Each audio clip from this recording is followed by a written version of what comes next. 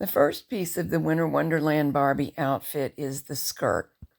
It's quite short. I had a skating style skirt in mind, but if you would prefer it to be longer, it can easily be done by adding stitches, and I'll tell you as we go along where I would add them. The same skirt will fit Lamely dolls and curvy Barbie dolls. It does look shorter on them because they're curvier, and you can add not only stitches, but one pattern repeat if you want a more modest skirt. Begin by E-wrapping 21 needles.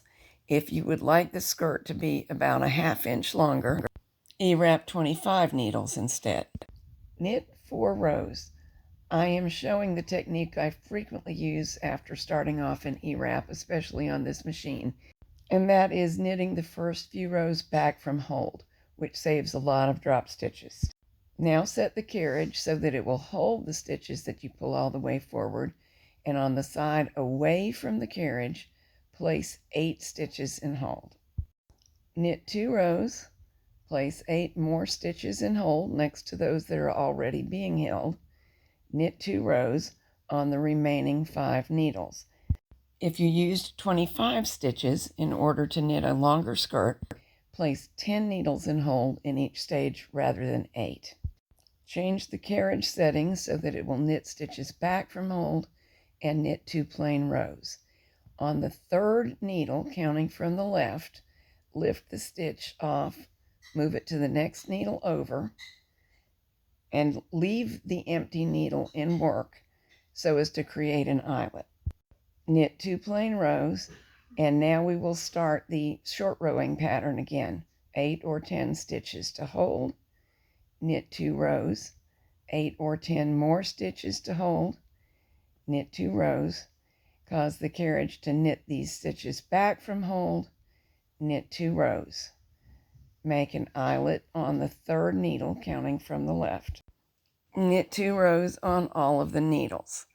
And we keep on repeating this short rowing pattern, which begins with 8 into hold or 10, 2 rows, 8 or 10 more into hold, 2 rows, 2 rows with all of the needles knitting, creating an eyelet, then knitting 2 final rows.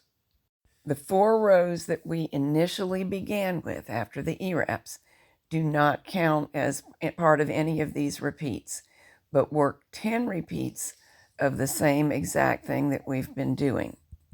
To make the skirt a little bit looser, simply work 11 repeats. Here's my final eyelet. I'm going to count up and make sure that I indeed have 10 of them, and remember the one that was just made won't show us a hole in the fabric until we knit past it, but do count it. And then rather than finishing up the repeat with 2 rows, knit 4. Bind off using any bind off that is comfortable for you. I'm working the bind off around the gate pegs as I frequently do. Seam the cast on and the bind off together with the right sides held together so that the seam will be on the inside of the fabric.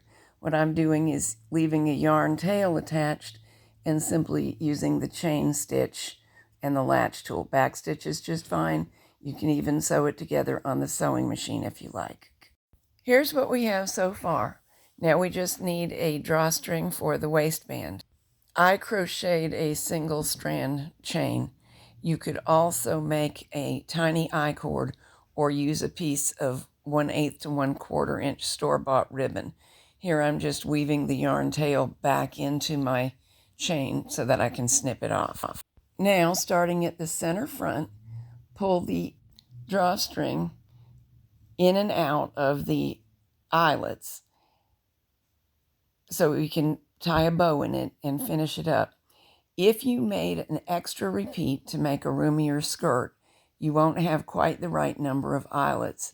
So I suggest you fudge and also pretend the center back seam is an eyelet position. The cord will go through it just fine.